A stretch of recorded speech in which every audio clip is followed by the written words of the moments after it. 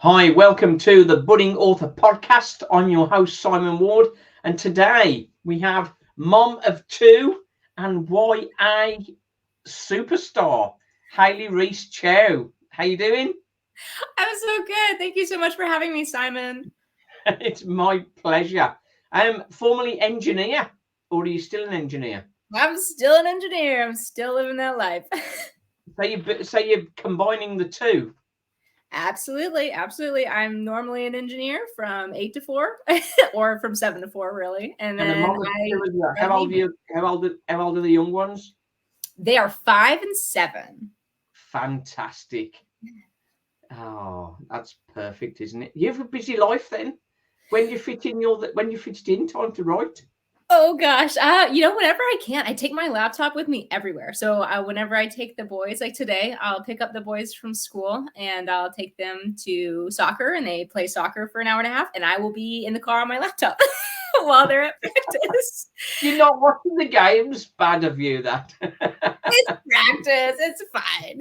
I'm just on the practice field. Yeah, that's fair enough. Okay. You watch the games though, wouldn't you? Yeah. Oh yes. The games are intense. But Right. Football is always intense. I have another channel for a football team here in the UK in League Two, which is in the 4th division, Walsall, and it's Walsall Fan TV. So that keeps me busy looking after that. But writing wise, you're doing very well, aren't you? Into the Churn, released less than 12 months ago, 71 ratings on Amazon already. That is going some. That is going some. 19,000 followers on Twitter is good. So number one, how you managed to get so many sales? What's the secret? It's a bunch of different things. It's hard. It's like you said, we were talking before the show about how it's so hard to get traction. And I mean, that's 100% true. Like with the first book is the toughest because no one really knows who you are unless you've had a platform and you've been building it for some time. But with each book, you're bringing on readers who really stick with you, especially if you're building relationships on social media and they carry you through there. And also I was fortunate enough to be able to sign with Whimsical Publishing, which is a small traditional publisher from Canada. And they have a great Instagram following as well. So that was a huge growth for my readership, and just the reactions from the readers has been really great. So it's been a good year. It certainly has. Whimsical Publishing. Did you approach them, or was that your agent, Kristen Terrett? Yeah, so actually I signed with Whimsical Publishing before I got the agent. So I self-published my first 6 books, and then I decided because I've always queried and I didn't have any luck. I queried agents but people had always kind of cautioned me on small presses because they weren't, a lot of people say that they don't really do a lot for you. You're still going to have to do all the marketing things yourself, and then you don't get as much of the profit. But I really wanted to give it a go. So I actually just kind of stumbled upon them. Someone else on Twitter in the writing community had signed with Whimsical.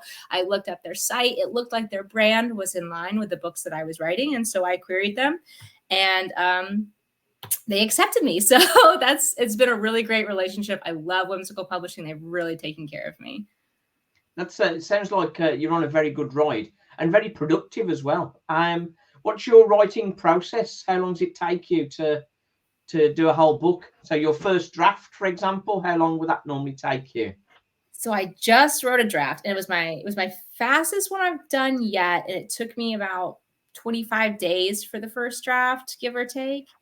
But I feel like that's kind of misleading though, because I do I do type very quickly, yes, but I outline very meticulously. So in November, and like I do what's called a 0 draft, where I write just the dialogue only, almost like a screenplay version. So, and that usually takes me a couple of days for the outline, maybe a week for the 0 draft, and then by the time I get to that first draft, I'm ready to go. But I revise a lot. So you just write all the dialogue first, and then fill everything else in second. That's an interesting one. I haven't heard that before. Is that just your process, or have you picked that up from someone else? Nope, I picked that up from someone else. Who else does that then? I actually don't even know. I saw on Instagram that someone else was talking about zero drafting and talking about how they make it a screenplay. And I was like, well, that actually sounds like kind of what I do for my first draft anyway, because I do so many revisions. I feel like I'm focusing on something else with every draft. And I've always felt like in my first draft, I was focusing on dialogue. So it made sense for me to even take that a step back. And yeah, it's worked really well. Yeah, and you got incredible pace to do that. I think when I sit down, I if I can write a chapter, if I can do something like 1,500, 2,000 words in a sitting, I'll be really pleased with that. That's not very good, is it, compared to your speed? Well, it's about the same. Because like the book I'm an underwriter, so my first drafts, especially my first drafts come out probably like this last one was only 65,000 words. So I mean, that's like, you know, if you're writing 2,000 words a day, that's a little over 30 days. So I mean, it's not that different. Yeah, I think my problem is not being able to write every day, sort of trying to balance other things. I don't get to write every day, which is perhaps a bit of a challenge. Offered a slight tangent. I had a look at your website earlier, which I know you've zooped that up, and it's very impressive. One thing that does stand out to me is the trailer for Into the Churn. Is this all your own work, or have you had somebody help you with this? No, and so Whimsical, that was one of the things that Whimsical Publishing did, and they actually Megan McCullough, and she does book trailers. I think it's like she does it as part of her business, and she also does graphic design and that kind of thing. But she's also a voice actress, and she brought on another voice actor, and they did it. And yes, it's so amazing. I love it so much. It's one of my favorite things. It's very good. A link will be in the description for the for your website, so people can go check that out. So when you'd already got published with Whimsical. So what was it that made you go to the agent? So I've always wanted an agent. I've always wanted to go to the traditional publishing path. I started self-publishing because I didn't know if that was going to work out for me. I wanted to get my books out there, and I wanted to start finding readers and try to do the best I could with what I had. And at the feedback I feel like was really great. So the encouragement and support really kept me going, but I kept querying. So my young adult contemporary romance that I signed with the agent with was I want to say like my 8th book that I've written, or my 9th. But I was thinking about the market when I was doing that. So in my first books, I really just wrote exactly what I wanted. Right. I was like, I want to write this. Same here. Yep. Dark young adult fantasy. And then I was like, and now I want to write this young adult science fiction. And it was interesting when I was querying the science fiction, which was Enter the Churn, agents were saying, hey, this is not marketable. This is not, sci-fi is not in right now. It's not the hot genre. So it's a non-starter. So that was probably the worst response I had gotten from agents on any of my books. Like usually I have a few full requests, and this time it was like, hey, we're not even reading it because it's a sci-fi. Like we're not, just stop there. So when I got that response, I was like, okay, maybe I do need to look at the market. So actually that was why I was like, everyone is asking for young adult contemporary romance. I saw that on every single agent's website. So that's actually why I wrote that. And I love YA contemporary romance. I love K-drama. So it wasn't a huge stretch for me, but it was the first time that I was really thinking in that direction. Like, okay, how am I going to play the market? So why was it specifically YA that you chose? Why young adult? Yeah. I think it's because I started mentally growing at like 17. So regressing back to your teenage years. I never got there. I don't think I ever grew beyond my teenage years. I'm still like that same person now.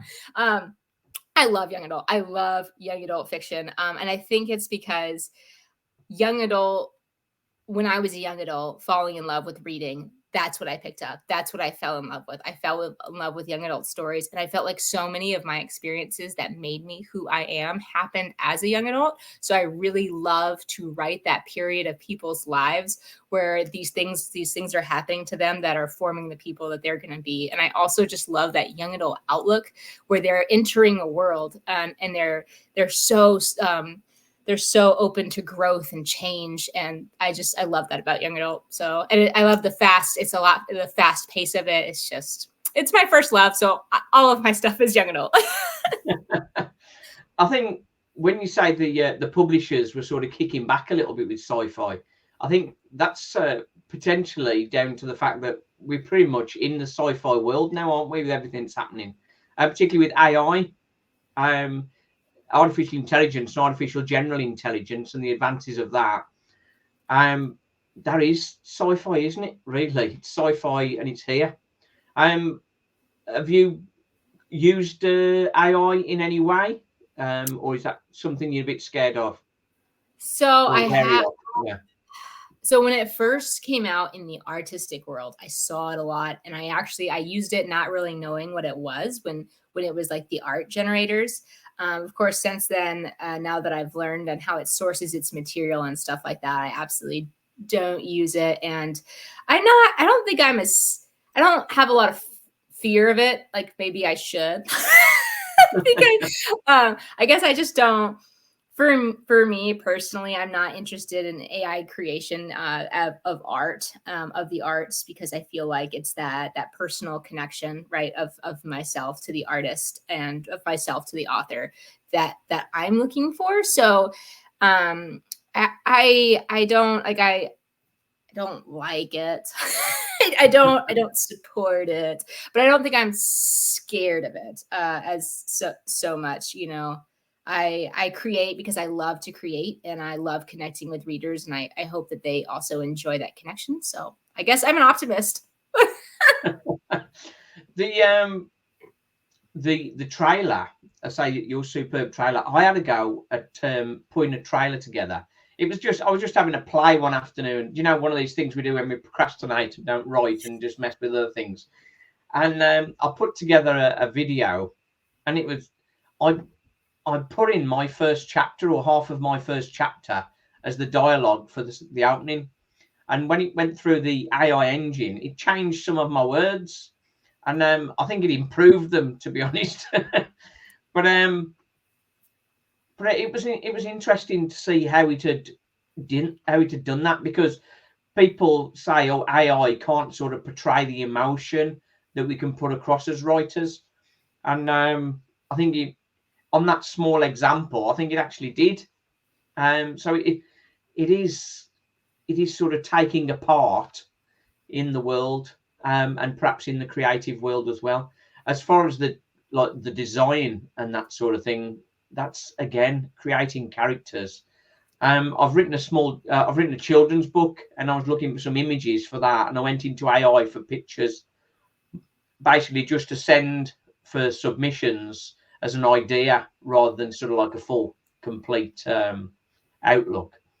And I was quite pleased with that. I think art generation, maybe the people at Fiverr and people on Fiverr have perhaps got a bigger challenge than the writers, perhaps. Or what do you think? I think it's gonna challenge us both in different ways. I mean, in a way, it's weird. So I don't know too much about it, so I don't want to speak as an expert or anything. But for example, spell check, right, is AI. Like when it says this word is misspelled and gives you a suggestion for what it might be. I mean, that's a form of AI. So we've been using that for a while. So of course it's all about how we're going to use it, right? Which I don't know. I can't really predict that, and I know I don't really I'm not an artist at all. So I don't understand the different forms of AI used in art, but I know that different things of digital rendering also, you know, kind of toe that line. So I don't know what lines are going to be drawn to protect artists and creation, but you know, this is the life we live. So I just kind of roll along. We're living in the sci-fi world, aren't we, really? Yeah. I think it's I heard somebody say we are in the accelerate period, and it's the period when everything got faster, and it certainly has. It certainly has. What's your biggest challenge at the moment? My biggest, I think it's always marketing. Marketing, having to adapt with the trends and having to commit so much time to different social media platforms like TikTok and Twitter and Instagram. That's a challenge for me, especially it's not something that I terribly enjoy. I would much rather be writing. So yes, that is it. I'm with you on that. I'm with you on that. The marketing, I think for every writer, I think the marketing is sort of like, oh, do I have to do this? Well, if you want to sell any, you do. And that's have you engaged with promotion partners on Instagram? So I have not. So I I've dabbled in different things like advertising, and basically what I came down to about how I promote my books is that, so I think, this whole thing is like, we all call it the writing journey. And I really do feel like that's what it is. And so when I promote my books or when I try to market, I try to look for ways that I can enjoy that. It can be part of, so I can enjoy that part of the journey too, even if less so maybe than my other parts. So I usually commission artists on Instagram to bring the stories to life, and that way we kind of, it's a natural partnership or relationship building between me and the artist, and I try to expand my audience that way. And I love the art, so that's probably my favorite way to do promotion. And where would you say most of your sales are coming from? Is that Amazon? Yes, definitely Amazon. So my first series is my Odriel's Air series. It's a 5-book series. The last book came out in last year this time. And it's funny, that book is wide and I can kind of see where the sales are. And I mean, it's definitely, they're mostly on Amazon to a almost ridiculous degree. Barnes and Noble and Apple are kind of, they're tagging along a little bit, but from a far way away. So people are looking at stuff before they go to Amazon, perhaps. But that's where you can't see on Amazon. You can't see where they've clicked from, can you? So you don't know whether they're following the website link or the Twitter link, and that's difficult, isn't it, to pick that up? Well, on my website, I can see what people have clicked on. I think if I go look, I don't get that many hits on my website. I think it is mostly Instagram. So just because of at least my partnership with Whimsical Publishing and their presence on Instagram and the artists and stuff. So I think that's where that part comes from. And then for my other series, it's interesting. I feel like, so I have done my biggest, I think, marketing success has been getting in BookBub deals, which they do cost money up front. However, after my last BookBub deal is a huge spike in downloads. So, I mean, my goal has always been about exposure more than profit. And so I got the first book out there. And then after that, I was like, I'm just going to make the first book free. And after I've done that, Odriel's Heirs has kind of stayed. That first book has stayed in the top 10 in its categories and free. So I get anywhere from 5 to 10 downloads of that first book a day. And that's been like since September. And that has worked out really well for me. So I've really, that's kind of my marketing epiphany of this year.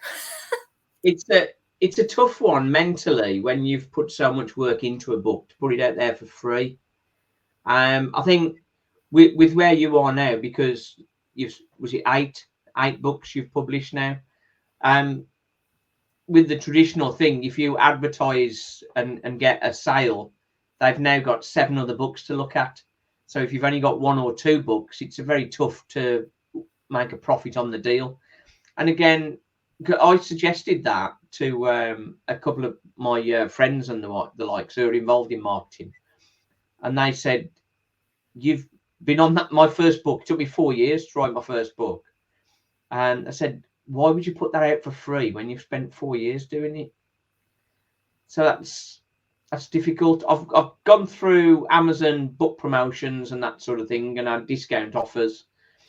But I think with I've been writing a YA series, and I think probably the first episode of that I might put out for free and see whether that works. It's an 8-episode series, so if I put the first episode out and then the rest, they're quite short. They're like 30-minute reads. So sort of putting that out, and then when I've released all 8, then put out a full series book, perhaps. Do you think that's probably a good way to go? Oh yeah. Like so last year before I was doing like the first free book, I mean, I got some sales, but you know, not a ton. But the thing I don't think I really understood why people do series until I did this. And I was like, oh, well, now people will get the first one for free and they pick up all the rest of the books. And I get it. And there are some people who will buy the whole series and who buy the whole series at once. And so I definitely think that's why series are so marketable. That's why people do them, because really you only need to market the first book in order to sell the whole series. And if that first book is free, it's going to be and if it hooks them, I mean, that's your hook, right? Your first book is the hook. Once they're in, the sales from the rest of the series can essentially, make up for that first free book. So I would definitely recommend it, but that's just me. Well, my first book sort of worked very well with the second one, because effectively it was the same story, but it was going to be sort of like 100,000 words. So I sort of split them down, and sort of they're both around about 60. And then I had another story that was connected, so that would now be the lead into the first 2. And I thought I'd completed the series really well, and some of my readers was like, when's the next one coming out? Like, no, actually, that was the end of the series. That was the end of the series, but they want to hear more from the character they've become invested in. And I think in some ways I will go back to that. But I mean, because it hasn't got massive traction by any means. So I think sometimes you need to change direction a little bit to try and gain traction. And then maybe I'll go back to that at some point. My first works were mixed genre, as I think is probably the best way to say it. Similar to what you said, you just write the story came into my head. The characters took over and wrote the book for me. And then when I finished writing it, it was, well, what genre does this fit in? And it's like, well, it's sci-fi, drama, romance, dark romance, thriller, adventure. It's like, it's sci-fi gone crazy, really. But all earth-based. But when I was trying to pocket where it is, I felt that YA was a better direction for me. That's why I sort of asked the question about why you chose YA. And I feel more comfortable in that area. I think in my first 3, I got carried away with the adult relationship elements, and I think I suffered from that because I think I turned some people off. I think it was too graphic. So I went back and edited and reduced the heat level significantly. But I mean, I think I burnt a lot of people initially. So that sort of kicked me in the progress department. So yeah, I'm looking for agents and publishers, because I think, as you said, that's the only way you're really going to gain any traction, isn't it? Yeah, I mean, that's the area for growth, right? I and some people are really good at self-publishing, but I think it requires a couple of things. Self-publishing, the really successful self-publishers, their pace is incredible. I mean, like they make me look like a snail. Like they put out books so quickly. It is really incredible, because I've heard them say, well, if I don't put out a book and it's ridiculous. I want to say they're like every month. If I don't put out a book every month, I'm going to lose readers. I'm going to lose momentum. And then, so they have that pace part of it. And then the other part is a lot of them do so much of it themselves. It just that time investment is a ton. And then a lot of the best self-publishers are amazing marketers. They're really their marketing skills far exceed mine. So I felt like really I like to take more time to revise my books. I can't sustain that pace, and I needed the help and guidance, or I wanted the help and guidance of a traditional publisher, and the agent too has really been great to really make the books as good as it can be and get them out as far as I can. So I always encourage people to check into traditional publishing first. If they want to get their books out fast and not play the waiting game and not have to ride kind of that rocky slope of rejections and acceptances, that I totally get it. Self-publishing can totally be a rewarding path. But yeah, for me, I've kind of always wanted to go the traditional route. Yeah, I think with the traditional route, you are going to get more marketing help generally, and maybe editing and cover help and that sort of thing. So that's where going alone, you've got the cost of editing and the degree that you want to spend in editing, because quite often for a budding author, the money you spend on editing, you're not going to get back. So then the intention then is to sort of, well, hang on, I'll have to edit it myself and go out for peer reviews and that sort of thing. And that's a route I've taken.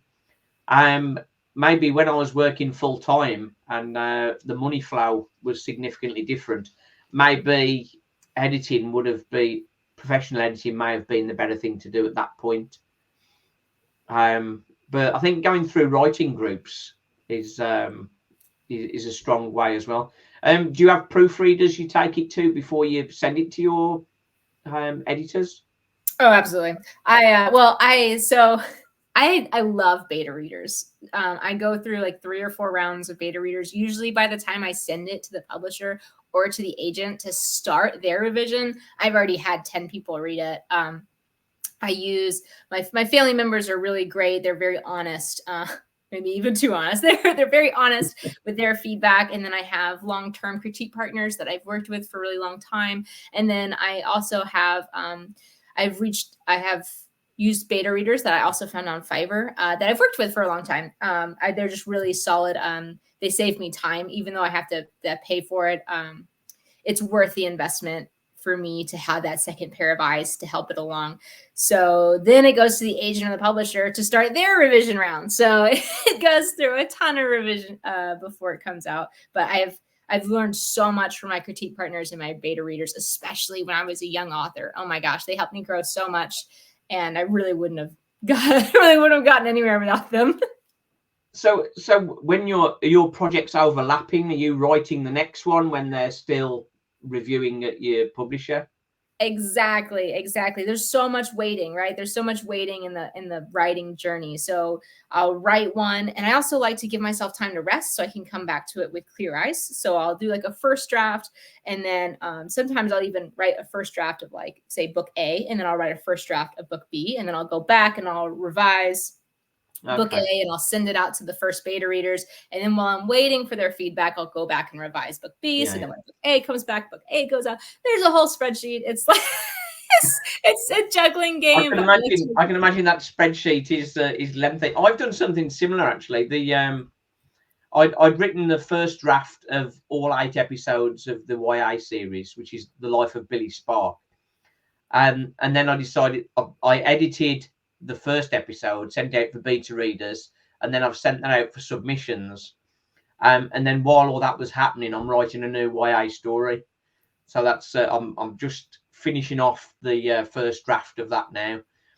So then my next route then is either starting another new story, or going into editing of episode 2 of The Life of Billy Spark, or go straight into editing of the Healer sort of story. And amongst other things, I wrote a children's book as well, which connects to the story I'm writing.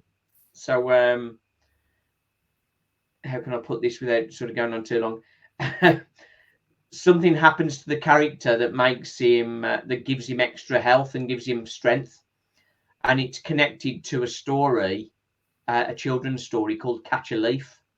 So he catches a leaf, and he gains a special power from catching the leaf, which derives from a children's story where if they catch a leaf in the autumn, when the leaves are falling, they get a treat.